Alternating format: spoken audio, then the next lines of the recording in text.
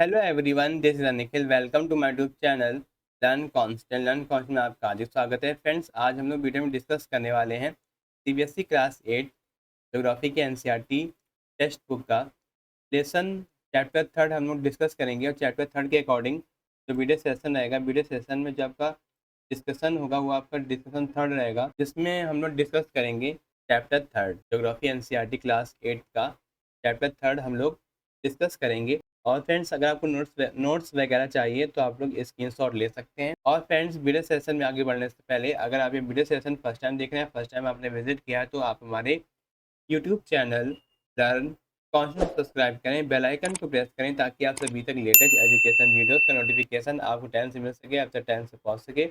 और फ्रेंड्स, अगर आपको यह वीडियो सेशन अच्छा लगे तो वीडियो सेशन को ज़्यादा से ज़्यादा लाइक करें, ज़्यादा से ज़्यादा शेयर करें फ्रेंड्स, ताकि वीडियो सेशन आपके आपके फ्रेंड्स की बहुत ही हेल्प करेगा आपकी टीचिंग एग्जाम्स में। और फ्रेंड्स, अगर आपको कोई भी डाउट है इस वीडियो सेशन से रिलेटेड, तो आप लोग कमेंट बॉक्स में अपना डाउट शेयर कर सकते हैं। I will time my best to at all. तो चलते हैं फ्रेंड्स, वीडियो सेशन को आगे बढ़ाते हैं, जिसमें हम लोग डिस्कस करने वाले हैं सीबीएसई क्लास 8 की जो आपकी एनसीईआरटी टेक्स्ट बुक है ज्योग्राफी की, जिसमें हम लोग डिस्कस करने वाले हैं लेसन थर्ड एग्रीकल्चर, यानी कि एग्रीकल्चर प्रैक्टिसेस किस तरीके से वर्क करती हैं और किसान किस तरीके से अपनी एक पर्टिकुलर क्लाइमेटिक रिक्वायरमेंट के साथ साथ अपनी प्रोडक्शन कर सकती है। आपके टीचिंग एग्जाम्स के लिए बहुत ही हेल्प करेगा। और इस वीडियो सेशन के माध्यम से आपको एनसीईआरटी कंटेंट आसानी से समझ में आ जाएगा। और ये आपका डिस्कशन थर्ड है, और इस वीडियो सेशन के माध्यम से आपको एनसीईआरटी रीड करने में और भी मज़ेदार लगने लगेगी, और एनसीईआरटी का हर एक कॉन्सेप्ट, हर एक टॉपिक आपको क्लियर हो जाएगा। तो फ्रेंड्स, आप इस वीडियो सेशन के लास्ट तक बने रहें, ताकि आपको लेसन थर्ड एग्रीकल्चर का हर एक टॉपिक, हर एक कंटेंट आपको क्लियर हो सके। और फ्रेंड्स, ये आपकी सीबीएसई क्लास 8 की ज्योग्राफी की एनसीईआरटी टेक्स्ट बुक है, जिसका नाम है रिसोर्सेस एंड डेवलपमेंट, यानी कि संसाधन एवं विकास। ये आपकी इंग्लिश और हिंदी मीडियम दोनों में अवेलेबल है।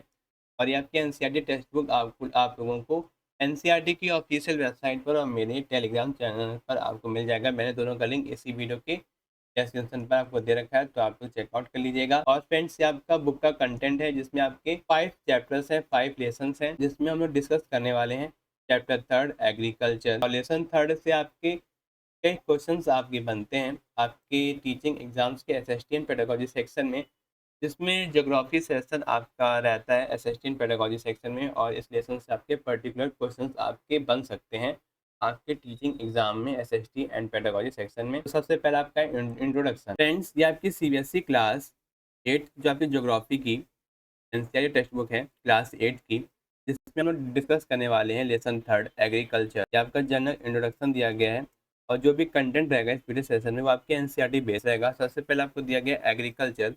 Agriculture is that the branch of the science that deals with the plants and product derived. एक ऐसी ब्रांच है जिसमें हम लोग प्लांट्स और आपके चलते हैं, उनको हम कहते हैं एग्रीकल्चर। उत्पादों का उपयोग भोजन के साथ साथ अन्य मूल्यवान संसाधनों के रूप में भी किया जाता है। नेक्स्ट पॉइंट है, agriculture also has the distinction of the economic activity. कृषि को आर्थिक गतिविधियां का भी भेद है। दरअसल नदी किनारे के देशों में, जिनमें भारत भी शामिल है, या अधिकांश लोगों का प्राथमिक व्यवसाय है। और इसके अलावा दुनिया की आधी आबादी की आजीविका भी कृषि पर निर्भर करती है। और क्लास 8 की जो आपकी ज्योग्राफी की एनसीईआरटी टेक्स्ट बुक है, जो आपका चैप्टर थर्ड है, उसमें ये बताया गया है कि कृषि किस तरीके से की जाती है, मुख्य प्रकार और देशों में अब तक हुए कृषि विकास की विस्तृत चर्चा की गई है। तो आइए जानते हैं फ्रेंड्स। अब आपका नेक्स्ट टॉपिक, ये आपका इंट्रोडक्शन था, दिया गया highlight of farm system in agriculture. कृषि में फार्म प्रणाली की मुख्य विशेषताएं क्या हैं? इस तथ्य के बावजूद जो पौधे हर जो आपके प्लांट्स हैं हर प्रकार की भूमि पर उगाए जा सकते हैं, फिर भी सभी भूमि पर कृषि एक व्यवहारिक गतिविधियां नहीं है। कृषि गतिविधि के लिए विशिष्ट जलवायु, यानी कि आपका पर्टिकुलर क्लाइमेट होना चाहिए, और टोपोलॉजिकल कंडीशन होनी चाहिए, जो आपकी स्थलकृतिक परिस्थितियों की आवश्यकता होती है, और उचित तरीके से किया जाना चाहिए, यानी कि प्रॉपरली किया जाना चाहिए, ताकि सारी कंडीशंस एक पर्टिकुलर क्रॉप को मिल सकें। नेक्स्ट है, the land suitable for the cultivation of crop is known as the arable land. जो आपकी फसलों की खेती के लिए उपयुक्त भूमि को कृषि योग्य भूमि कहा जाता है। क्या कहा जाता है? Arable land. नेक्स्ट है, farm system are just like the other system of production which require some input to get the desired output.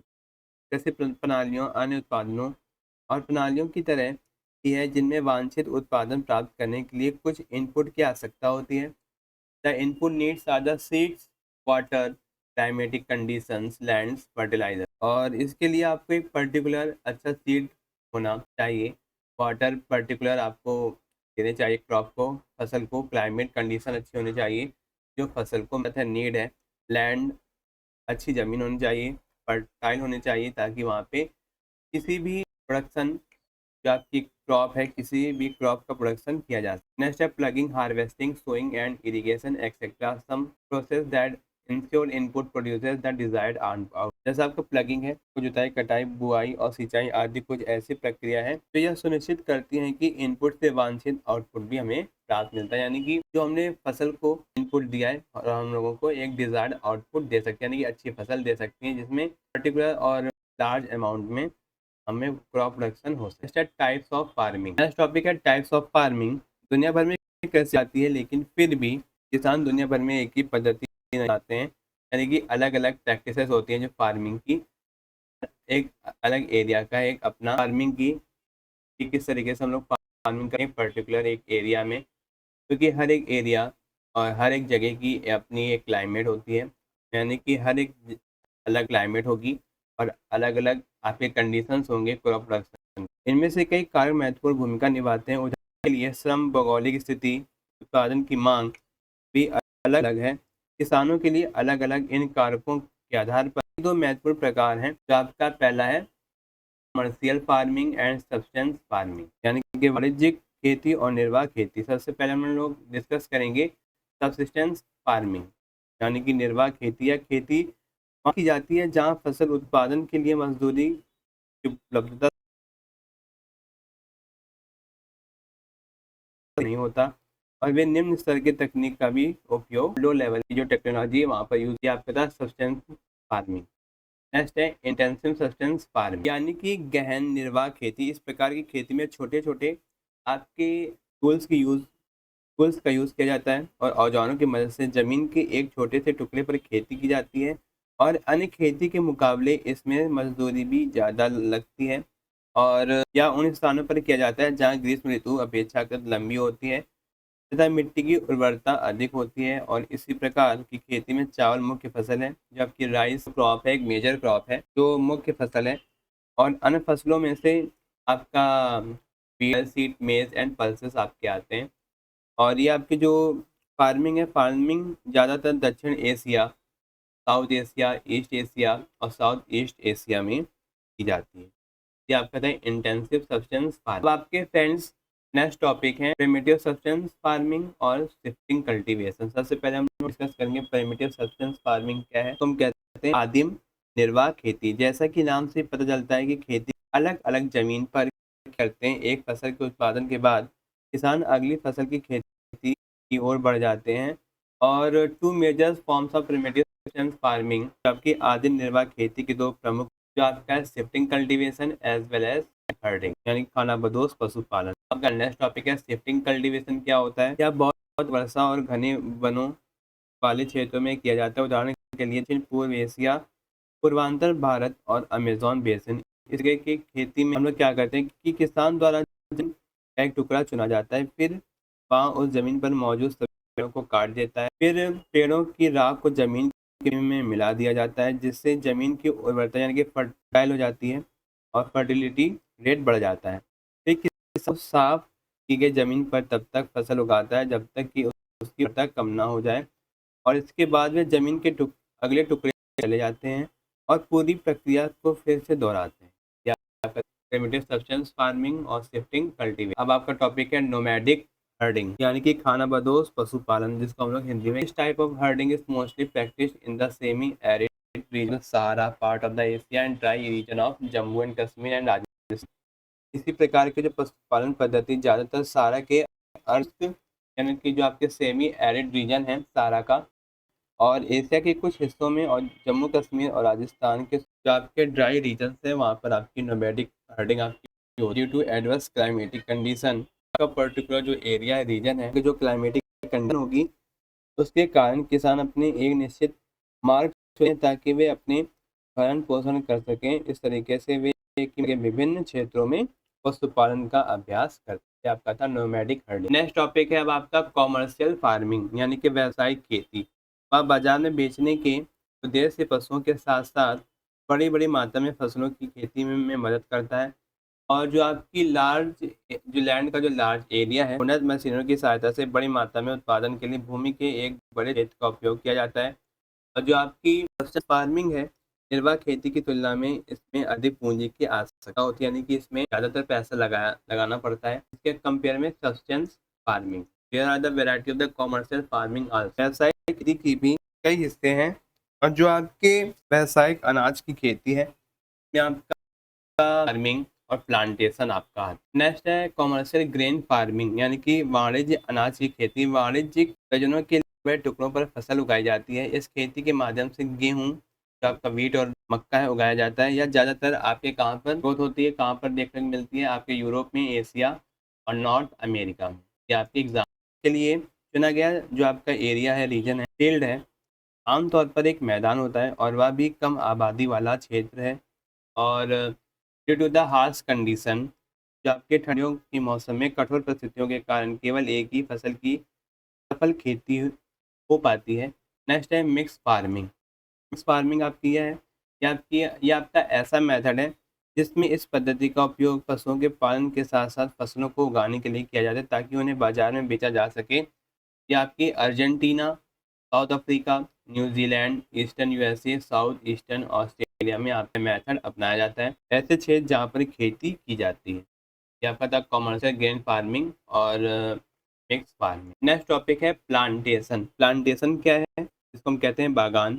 पूरे साल बड़े क्षेत्रों में केवल एक ही फसल उगाई जाती है। प्रमुख बागान फसलें जैसे आपकी कॉफ़ी की हो गई, चाय की हो गई, रबर की खेती और काजू की खेती की जाती है, जिसको हम कहते हैं प्लांटेशन, जिसमें उत्पाद को खेतों या निकटवर्ती कारखानों में आसानी से संशोधित किया जा सकता है। जिन क्षेत्रों में जो आपकी बागान खेती की जाती है वो आपकी है श्रीलंका, इंडिया में, ब्राज़ील में और मलेशिया में आपकी प्लांटेशन फार्मिंग की जाती है। अब आपका फ्रेंड नेक्स्ट टॉपिक है मेजर क्रॉप्स की। जो आपकी प्रमुख फसलें हैं, बढ़ती आबादी की ज़रूरतों को पूरा करने के लिए दुनिया के अलग-अलग उगाई जाती है। इनमें से कुछ महत्वपूर्ण फसलें इस प्रकार हैं, जैसे आपका वीट, राइस, चावल, वीट, गेहूँ, मेज़, मक्का, मिल्क, बाजरा, कॉटन, कपास, कॉफ़ी, टी यानी चाय। ये आपकी क्रॉप्स हैं जो अलग-अलग डिफरेंट रीजन में आपकी ग्रोथ की जाती है।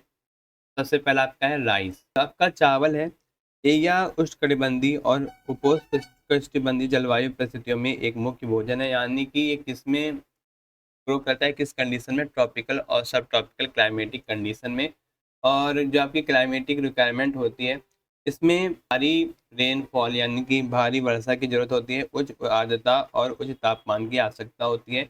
और चावल की खेती के लिए आपकी कौन सी मिट्टी का यूज़ किया जाता है? एल्यूवल सॉइल का। ये एल्यूवल सॉइल जो आपकी है बेस्ट सॉइल है, जिसमें क्योंकि वह आसानी से पानी को रोक कर रख सकती है। और चावल उगाने वाले प्रमुख जो आपके जो क्षेत्र हैं वो आपके हैं चाइना द लार्जेस्ट प्रोड्यूसर। या आपके एग्जाम में पूछा जा सकता है कि जो चावल की खेती ज़्यादातर लार्जेस्ट सबसे बड़ा उत्पादक कौन है? चाइना है। फिर इसके बाद इंडिया सेकंड नंबर पर आता है, फिर बांग्लादेश, जापान एंड ये आपका था राइस। नेक्स्ट है अब आपका वीट यानी गेहूं। जनसंख्या की बढ़ती हुई मांग को पूरा करने के लिए इसका सेवन पूरे विश्व में किया जाता है। क्लाइमेटिक रिक्वायरमेंट क्या होती है? कटाई के दौरान इसे तेज धूप, तेज तापमान और बढ़ते मौसम के दौरान वर्षा की आवश्यकता होती है। गेहूं की खेती के लिए सबसे अच्छी मिट्टी आपकी जो होगी लोमी सॉइल होगी, as it is well drained, क्योंकि इसमें जल निकास अच्छी तरीके से, यानी कि जो एक्स्ट्रा वाटर होता है वो आसानी से निकल जाता है, क्योंकि इसमें जल निकास अच्छी तरीके से हो सकता है, यानी कि जितना वाटर चाहिए वो सॉइल क्या करती है? कंज्यूम कर लेती है। Australia, India, Argentina, Ukraine and USA. प्रमुख गेहूं उत्पादक क्षेत्र रूस, Canada, Australia, Bharat, Argentina, Ukraine, संयुक्त राज्य अमेरिका आपके हैं, जहाँ पर वीट का प्रोडक्शन होता है। मेज यानी कि मक्का को कौन नाम से भी जाना जाता है? जलवायु आवश्यकता, यानी कि जो आपकी क्लाइमेटिक रिक्वायरमेंट होती है बाकी इसके लिए मध्य वर्षा यानी कि मॉडरेट रेनफॉल की रिक्वायरमेंट होती है, यानी कि मीडियम, ना कि ज़्यादा वर्षा कम हो ना ज़्यादा हो। और जो आपकी टेम्परेचर है, तापमान के साथ साथ भरपूर आपको सनलाइट मिलनी चाहिए मक्के के क्रॉप प्रोडक्शन के लिए। और वेल ड्रेन फर्टाइल सॉइल, मक्का की खेती के लिए अच्छी जल निकासी और उपजाऊ मिट्टी की आवश्यकता होती है। मक्का उत्पादक जहाँ पे मेजर ग्रोइंग रीजन वो आपके चाइना, नॉर्थ अमेरिका, रसिया, कनाडा, ब्राज़ील, मेक्सिको और इंडिया। नेक्स्ट है मिलेट्स। मिलेट्स को हम लोग हिंदी में कहते हैं बाजरा। इसमें आपका ज्वार, बाजरा और रागी जैसे कई अलग-अलग फसलें भी शामिल हैं। उन्हें इस सॉइल में हम लोग ग्रो कर सकते हैं। सैंडी सॉइल, जो रेतीली मिट्टी होती है, कम उपजाऊ मिट्टी पर बहुत आसानी से उगाया जा सकता है। और का जो स्ट्रक्चर होता है वो आपका काफ़ी हार्ड होता है। और क्लाइमेटिक रिक्वायरमेंट क्या होती है, उच्च से मध्यम तापमान यानी कि हाई टू मॉडरेट टेम्परेचर होना चाहिए और साथ साथ कम वर्षा होनी चाहिए। और जो आपके मिलेट्स हैं, मिलेट ज़्यादातर ग्रोथ की जाती है क्रॉप। जो आपका मिलेट का प्रोडक्शन होता है वो आपका चाइना, इंडिया और नाइजीरिया में आपका। नेक्स्ट अब आपका है कॉटन, हम कपास भी कह सकते हैं। जो आपका क्लाइमेटिक रिक्वायरमेंट है, यानी कि एक पर्टिकुलर एक क्लाइमेट होना चाहिए जो क्रॉप प्रोडक्शन के लिए बहुत ही इम्पॉर्टेंट है। इसमें इसके लिए तेज़ धूप और 210 ठंड रहित दिनों के साथ साथ हल्की वर्षा और उच्च तापमान की आवश्यकता होती है।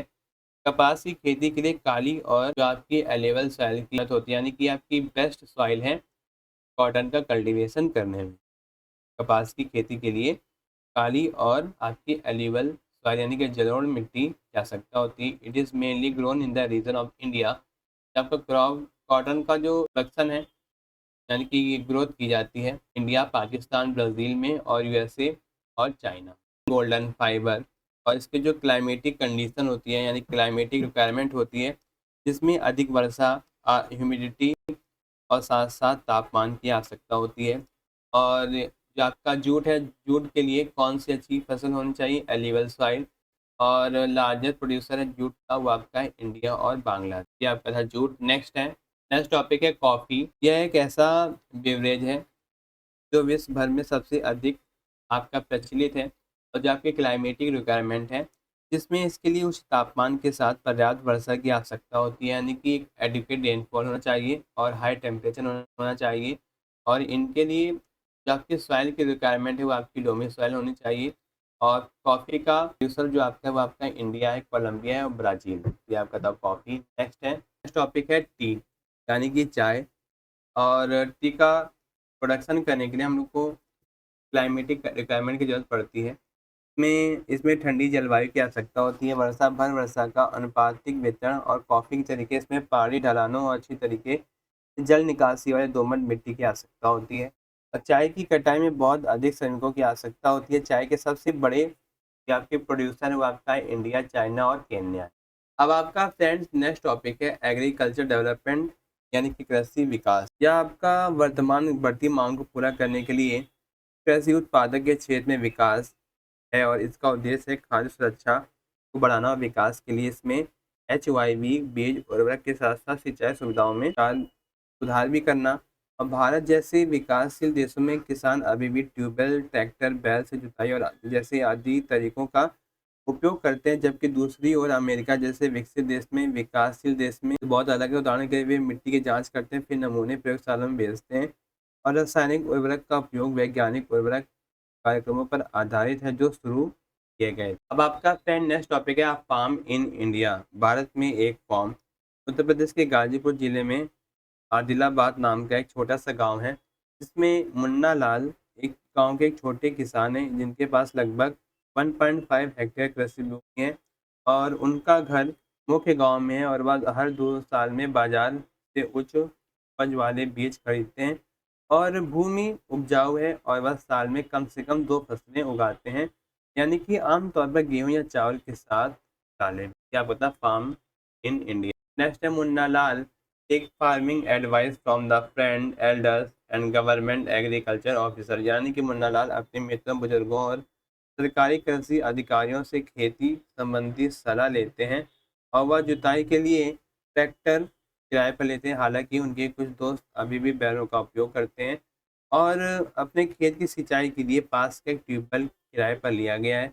मुन्ना लाल के पास 2 भैंसें और कुछ मुर्गियां भी हैं और वह पास के कस्बे में एक सहकारी दुकान पर दूध बेचते हैं और एक सहकारी समिति का हिस्सा है जो पशुओं को देखभाल के संबंध में सलाह जैसे चारा और स्वास्थ्य सुरक्षा आदि में मदद करती है।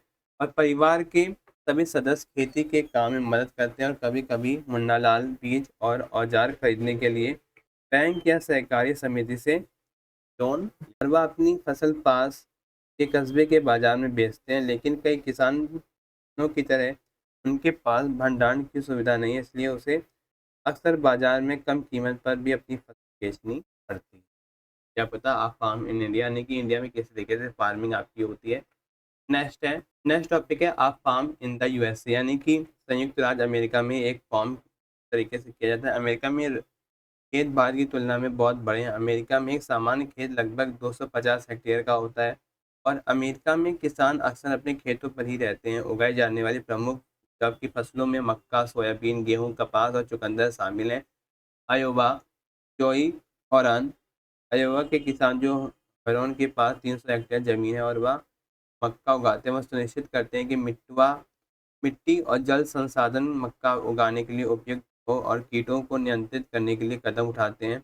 और वह पोषक तत्वों के स्तर की जांच के लिए नियमित रूप से मिट्टी के नमूने प्रयोगशालाओं में भेजते हैं। परिणामों के आधार पर उर्वरक कार्यक्रम की योजना भी बनाते हैं। नेक्स्ट है हिज कंप्यूटेड कनेक्टेड पर satellite help him monitor his field and use fertiliser and pesticide precisely where needed, यानी कि उपग्रह से जुड़ा उनका कंप्यूटर उन्हें अपने खेतों की निगरानी करने और आवश्यकता उर्वरकों और कीटनाशकों का उपयोग करने में मदद करता है। खेती के लिए ट्रैक्टर, सीड ड्रिल और कंबाइंड हार्वेस्टर जैसी आधुनिक मशीनों का उपयोग करते हैं।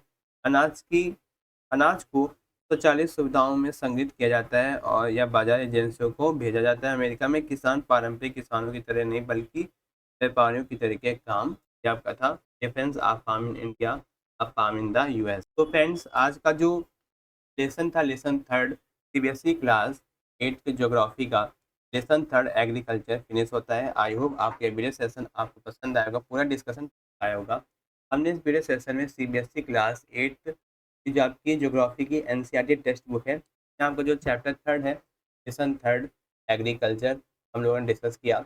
तो फ्रेंड्स अगर आप ये वीडियो सेशन फर्स्ट टाइम देख रहे हैं, फर्स्ट टाइम आपने विजिट किया है, तो आप हमारे यूट्यूब चैनल लर्न कौन से सब्सक्राइब करें, बेल आइकन को प्रेस करें ताकि आप सभी तक लेटेस्ट एजुकेशन वीडियोस के नोटिफिकेशन आपको टाइम से मिल सके, आप फिर टाइम से पहुंच सकें। और फ्रेंड्स अगर आपका वीडियो सेशन अच्छा लगे तो वीडियो सेशन को ज़्यादा से ज़्यादा लाइक करें, ज़्यादा से ज़्यादा शेयर करें अपने फ्रेंड्स को, ताकि वीडियो सेशन आपके लिए, आपके फ्रेंड्स के लिए बहुत ही हेल्प करेगा, आपकी टीचिंग एग्जाम्स में की प्रिपरेशन करने में हेल्प करेगा। और फ्रेंड्स अगर आपको कोई भी डाउट है तो आप लोग कमेंट बॉक्स में अपना डाउट क्लियर कर सकते हैं। I will time my best reply to all. और फ्रेंड्स ये हमारे सोशल मीडिया हैंडल्स हैं जिसमें आप लोग लर्न कौशन को आप लोग फॉलो कर सकते हो। फेसबुक पेज पर, इंस्टाग्राम पर, ट्विटर, टेलीग्राम चैनल पर, ट्विटर पर आप लोग फॉलो कर सकते हैं ताकि आप सभी तक लेटेस्ट टीचिंग एग्जाम्स के वीडियोस के नोटिफिकेशन आपको टाइम से मिल सके, आप टाइम से पहुंच सकें। तो फ्रेंड्स आज का जो वीडियो सेशन है फिनिश होता है। आई होप आपके वीडियो सेशन आपको पसंद आया होगा। Thanks for watching this video. मिलते हैं फ्रेंड्स इसी तरीके के इंटरेस्टिंग वीडियो में। थैंक यू, धन्यवाद।